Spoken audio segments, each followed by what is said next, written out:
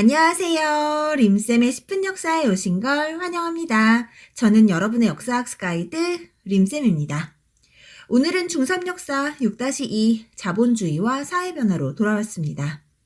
지난 시간 우리는 개항기부터 대한민국 정부 수립까지의 전체적인 과정과 근대국가 수립을 위한 노력에 대해 공부했었는데요. 오늘은 이러한 과정에서 있었던 경제의 변화에 대해 구체적으로 살펴보도록 하겠습니다. 1876년 강화도 조약으로 조선의 문이 열렸던 거 기억나시죠? 이를 시작으로 서양과도 통상수교가 시작됐고요. 이와 더불어 서양 열강의 경제 침탈 역시 확대됐습니다. 그러면서 조선 역시 자본주의라는 새로운 세계 경제에 편입됐는데요.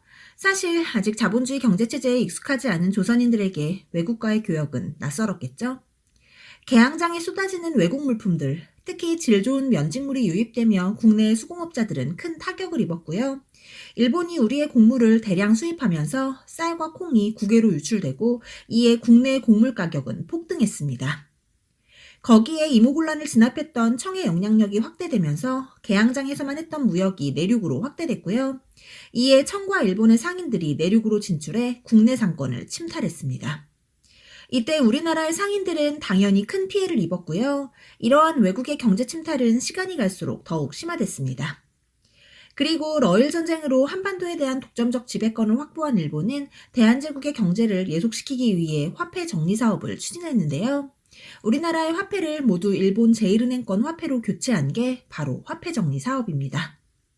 이 과정에서 일본은 우리나라 화폐를 정당한 가치만큼 인정해주지 않았는데요. 이로 인해 국내의 상인들은 큰 피해를 입었고 우리나라 경제는 일본에 예속됐습니다. 이렇게 개항 이후 경제 침탈이 심화되고 있을 때 한편에서는 철도와 광산, 산림 등에서 열강의 이권 침탈이 이루어지고 있었는데요. 특히 철도의 경우 일본이 철도를 부설하는 과정에서 강제로 우리의 토지를 빼앗고 농민들을 철도공사에 강제 동원해 많은 문제를 야기했습니다. 가끔 철도는 좋은 거 아니냐며 왜 우리나라에 철도를 깔아준 게 문제냐는 질문을 하는 친구들이 있는데요. 여러분이 철도는 분명 문명의 이기지만요. 사실 일본이 한반도에 철도를 부설한 건 우리 좋으라고 한 게 아니고요. 우리의 물자와 자원을 보다 쉽게 수탈해 가기 위함이었습니다. 암튼 이렇게 열강들의 이권 침탈은 점점 심해졌고 이를 막기 위한 우리의 저항도 이어졌는데요. 특히 독립협회는 러시아의 내정 간섭과 열강의 이권 침탈에 맞서 종로 일대에서 만민공동회를 개최하는 등 이권 침탈 저지 운동을 벌였습니다. 이때 독립협회는 러시아의 저령도 조차 요구를 좌절시켰는데요. 저령도 조차 요구란 러시아가 부산에 있는 작은 섬인 저령도에 석탄 저장소를 짓겠다며 조차를 요구한 걸 말하고요. 러시아의 이러한 말도 안 되는 요구를 독립협회가 민중들의 힘을 모아 막아낸 겁니다. 이렇게 독립협회가 이권 수호 운동을 벌이고 있을 때 한편에서는 우리의 상권을 지키기 위한 상권 수호 운동과 회사 설립 운동이 전개되기도 했습니다. 또 대한제국을 선포한 고종은 광무개혁을 통해 상공업 진흥 정책을 펼쳤는데요. 기술교육을 위한 기술학교를 설립했으며 서양 문물을 적극적으로 도입했습니다.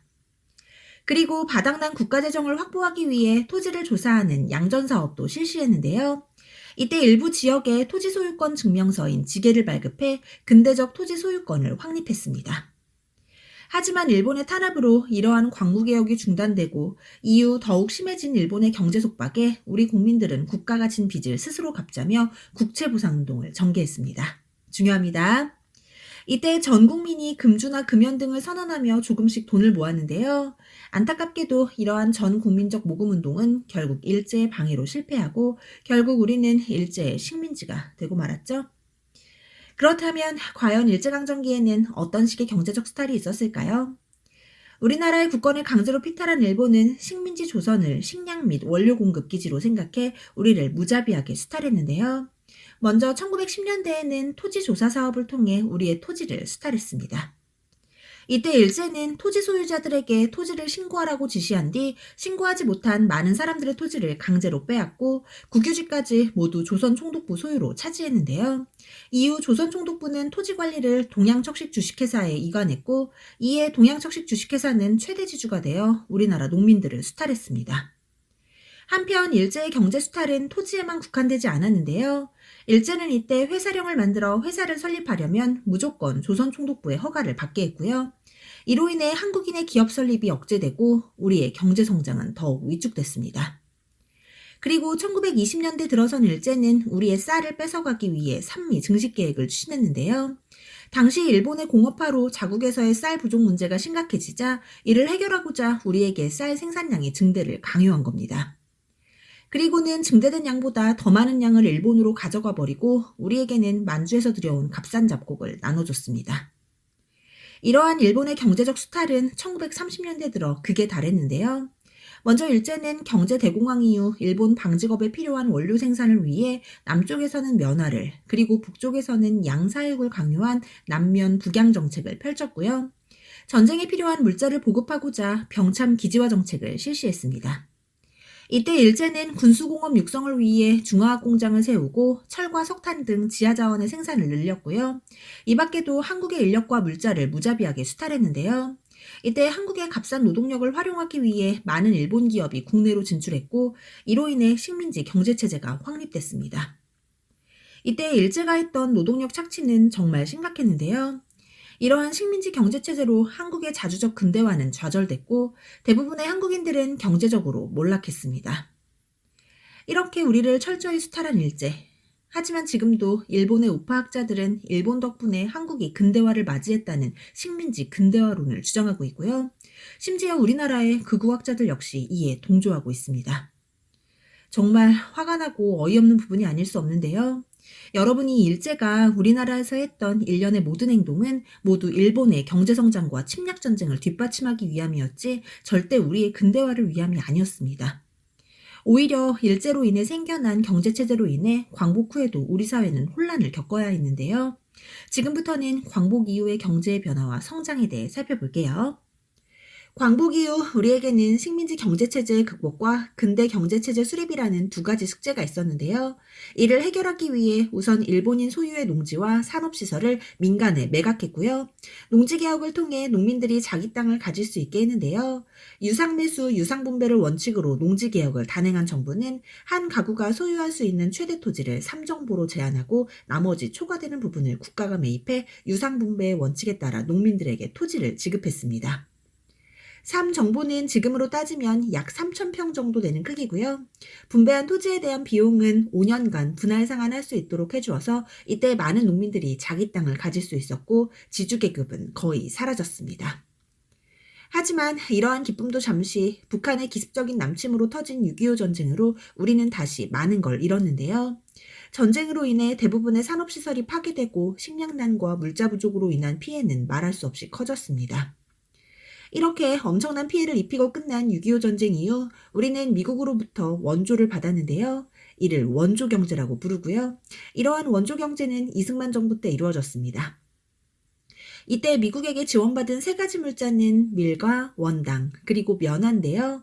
이 세 가지 재료가 모두 하얀색이라 이를 삼백산업이라고 부릅니다. 이처럼 미국의 원조로 이루어진 삼백산업 덕분에 우리는 어느 정도 식량 문제를 해결할 수 있었고 소비재 산업이 발달하기도 했지만 그만큼 미국에 대한 의존도 역시 높아졌습니다. 그리고 이후 박정희 정부 때는 국가가 주도적으로 나서 경제개발 5개년 계획을 수립했는데요. 이러한 경제개발 5개년 계획은 5년마다 실시해 총 4차까지 이어졌습니다. 이 중 1, 2차 경제개발 계획이 이루어진 1960년대에는 풍부한 노동력을 바탕으로 의류와 신발 등의 노동집약적인 경공업이 발달했고요. 1970년대에는 철강과 기계, 조선 등 중화학공업이 발달하기 시작했는데요. 이러한 중화학공업의 발달로 수출이 늘어나며 우리나라의 경제가 급속도로 성장했습니다. 이렇게 단기간에 급속도로 이뤄낸 경제성장은 정말 전 세계적으로 이례적인 일이었는데요. 이를 한강의 기적이라고 부릅니다. 이러한 한강의 기적은 정부의 적극적인 경제정책은 물론 어려운 환경 가운데에서도 묵묵히 일한 국민들의 땀과 노력이 이뤄낸 결실이었습니다. 하지만 이러한 경제성장의 이면에서는 빈부격차 등의 사회적 문제도 대두됐는데요. 특히 도시와 농촌의 격차가 심해져 정부는 농촌 환경을 개선하고 농가소득을 증대시키기 위해 새마을운동을 추진했습니다. 이러한 새마을운동은 이후 근면과 협동을 내세운 국민정신운동으로도 발전했는데요. 이는 박정희 정부의 장기 집권을 위한 일종의 수단이었다는 비판을 받고 있기도 합니다. 한편 1980년대 이후부터는 반도체와 자동차 등 기술 집약적인 산업이 발전했고요. 1990년대 들어서는 신자유주의가 등장하며 국가 간의 무역 장벽이 낮아졌는데요. 이에 발맞춰 우리나라도 우루과이 라운드를 체결하고 시장을 개방했습니다. 하지만 이때 추진한 무리한 무역 정책으로 계속적인 무역 적자가 이어지고 환율이 상승하는 등 문제가 발생했는데요. 이로 인해 대한민국은 결국 국제통화기금인 IMF의 구제금융 지원을 받게 됩니다. 이를 외환위기라고 하는데요. 이때 우리 정부는 IMF로부터 금융지원을 받는 대신 경제정책의 규제 역시 받아야 했고 기업의 주가가 폭락하며 많은 기업들이 도산하는 등 여러 어려움에 봉착했습니다. 하지만 우리는 또 이러한 어려움을 극복하며 대한민국의 저력을 보여주는데요.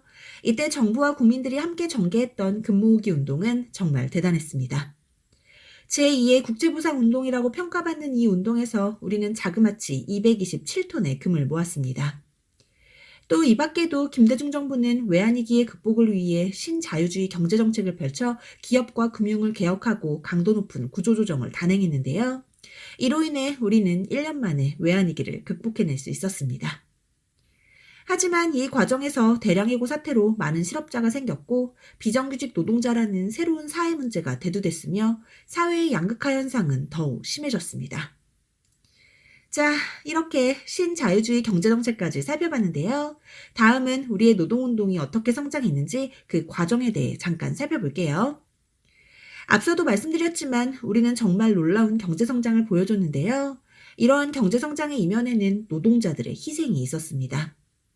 당시 도시 노동자들의 삶은 정말 고단했는데요. 매일 15시간씩 일하는 건 기본에 열악한 작업 환경과 저임금 등 여러 가지 노동 문제를 겪고 있었습니다. 그리고 1970년 이러한 노동자들의 실태를 고발한 사건이 일어나는데요. 이것이 바로 전태일 분신사건입니다. 중요합니다. 전태일은 서울 평화시장에 열악한 노동 실태를 고발하고 근로기준법 준수를 요구하며 자신의 몸에 기름을 부어 분신자살을 했는데요.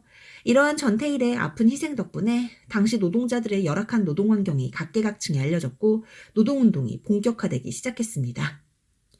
그리고 1980년대엔 많은 기업의 노동조합이 결성됐고요.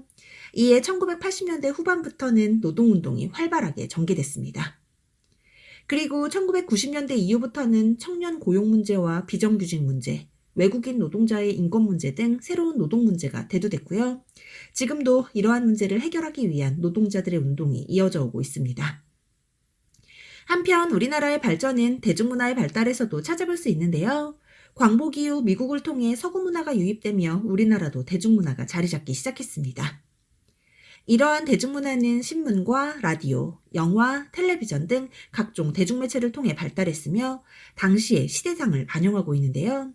특히 1970, 80년대에는 독재 정권에 대한 저항, 산업화에 의한 도시 하층민들의 비참한 삶 등이 대중문화의 소재가 되었습니다. 이 당시 독재 정권이 이를 탄압했음은 말할 것도 없겠죠. 그러다 1990년대 이후부터는 가요에서 청소년들의 영향력이 확대되기 시작했는데요. 이때 등장한 아이돌의 원조가 있죠? 여러분들 아시려나요? 서태지와 아이들. 이 당시 서태지와 아이들의 인기는 가히 폭발적이었는데요. 그 이후 1990년대 후반부터 본격적으로 등장하기 시작한 아이돌은 2000년대를 지나 여전히 전성기를 누리며 전 세계의 K-팝과 한류 열풍을 이끌고 있습니다. 다들 아시겠지만 우리의 BTS는 정말 너무 멋있잖아요. 이 밖에도 최근엔 영화나 드라마, 예능 등에서도 한류 열풍이 계속 이어지고 있고요. 우리의 문화적 위상은 전 세계에서 인정받고 있습니다. 한편 스포츠의 발달도 빼놓을 수 없는 부분인데요. 경제성장 이후 여가 생활에 대한 욕구가 증대되며 프로스포츠가 확대되기 시작했고요. 우리나라 선수들이 세계적인 선수로 성장하면서 국제 스포츠에 대한 관심도 확대됐습니다. 또 우리나라에서 여러 차례 국제 스포츠 대회가 개최되기도 했는데요. 1986년 아시안게임을 시작으로 1988년 서울올림픽, 2002년 한일월드컵, 가장 최근엔 2018년 평창 동계올림픽까지 개최했었다는 걸 기억해 주시면 좋겠네요. 자, 이렇게 스포츠의 발달을 끝으로 근현대사 전체의 경제와 사회의 변화에 대해 공부해봤는데요. 오늘 준비한 내용 여기까지입니다. 오늘 내용도 반드시 복습하시고요. 개항기와 일제강점기는 일제의 수탈을 중심으로 그리고 현대사는 경제성장의 과정과 그 이면에 나타났던 문제점이 무엇이었는지를 중심으로 공부하시면 좋을 것 같네요. 오늘도 정말 고생 많으셨고요. 구독과 좋아요는 언제나 감사드립니다. 그럼 안녕!